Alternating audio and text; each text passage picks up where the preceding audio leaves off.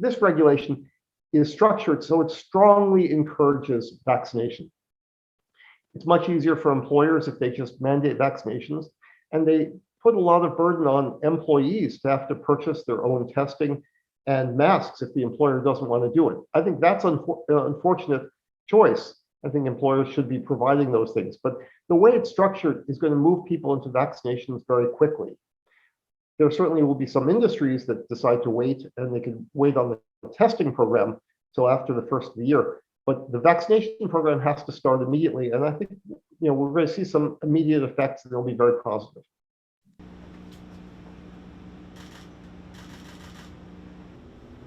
Perfect. Okay, go ahead and put back your mask.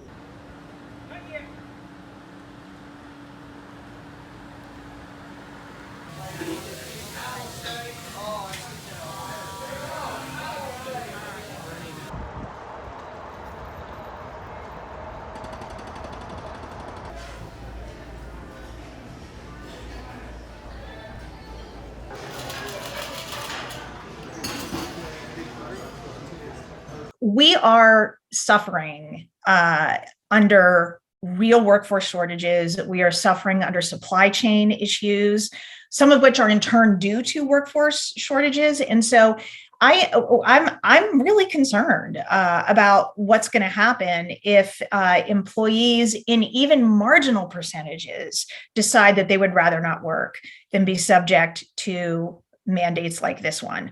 That doesn't at all reflect our industry's view of vaccines in general. It's just reflecting the reality of where we are right now in terms of trying to get employees to come to work every day and help get us through the holiday season.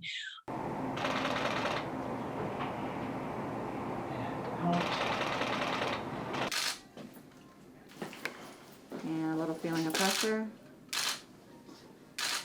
I want to steal and bring back the Washington Cup.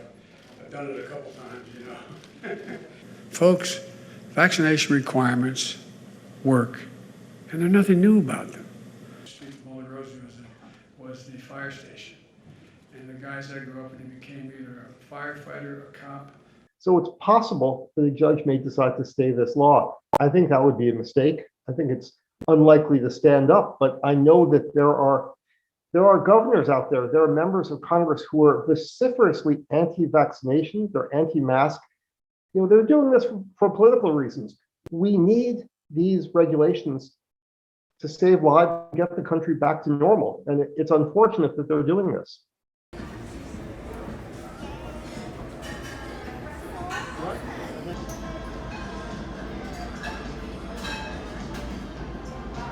Most employers that we are working with are planning to go ahead and comply. They're not planning to wait and see whether those challenges succeed. Of course, if the challenges succeed and they don't have to comply going forward, they would make that change. But most companies that we work with certainly are anticipating going ahead and complying with the rule. I think it's important to know that there's very few states that actually have laws that contradict the position arguably put forward here, because it's giving you the choice between mandating vaccination or testing.